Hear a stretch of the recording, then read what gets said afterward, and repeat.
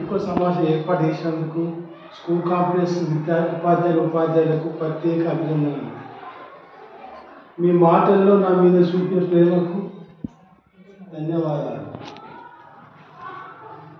నేను school complex ఉపాధ్యాయులకు high school ఉపాధ్యాయులకు పూర్తి స్వేచ్ఛ ఇచ్చిన వాళ్ళు మిస్యూజ్ చేసినందుకు వాళ్ళకి మరొకసారి ప్రత్యేక ధన్యవాదాలు.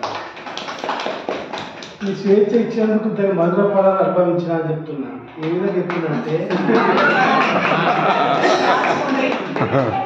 విధంగా చెప్తున్నానంటే తొలిసారి 162 మంది ఉన్నప్పుడు రాని 10 GPA 4 వచ్చింది పాత పరీక్ష తొలిసారి. అదొకటి. రెండవది 100% రిజల్ట్ ఎప్పుడు దగ్గర జరుగుతుంది కడపలో ఒప్పుకుంటా, కానీ ఎప్పుడు 100% రాదు. మళ్ళీ ఏంటంటే భాష తిప్పులు అయితే ఎప్పుడు 2 కంటే ఎక్కువ రాలేదు. నా టైంలో 5 వచ్చింది.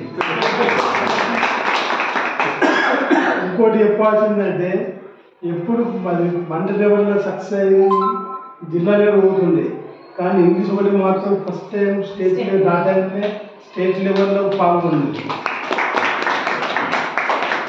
అందుకే మొదలు కొనాలని చెప్పింది. మా స్కూల్ కాంప్లెక్స్ పరంగా ఆలోచిస్తే ఎఫ్ఎల్ఏలో భాగంగా అబ్జర్వ్ చేస్తే పిల్లలు 33% చతుర్విధ పరీక్షలు కానీ సర్వలు రాయడానికి నేర్చుకున్నారు. ప్రతి పాఠశాల 2 ఉపాధ్యాయులు ఉంటారు. 18 సబ్జెక్టులు ఉంటాయి పండించే వరకు. ఇంత సాధించినందుకు మిస్యూజ్ చేయనందుకు వాళ్ళు కూడా ప్రత్యేక అభినందనలు.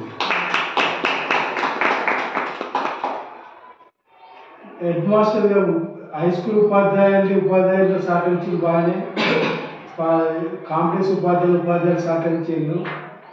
మంచి రిజల్ట్ వచ్చినందుకు నాకు జిల్లా ఉత్తమ ఉపాధ్యాయ అవార్డు కూడా వచ్చింది, ప్రధాన అవార్డు వచ్చింది. అందుకే ఈ స్కూల్లో నేను ఎప్పటికీ మర్చిపోలేను. Thank you sir.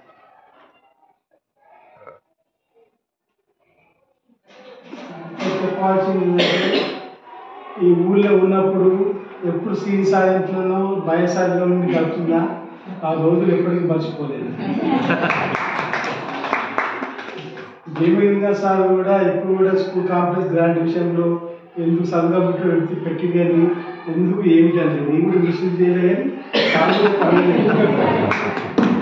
కానీ కూడా మా కంప్యూటర్ ఉన్నాం ఆ రిసిప్ట్ వేరు ఉండే పోతే తర్వాత ప్రేమ కొద్దీ రిసిప్ట్ ఇప్పించింది.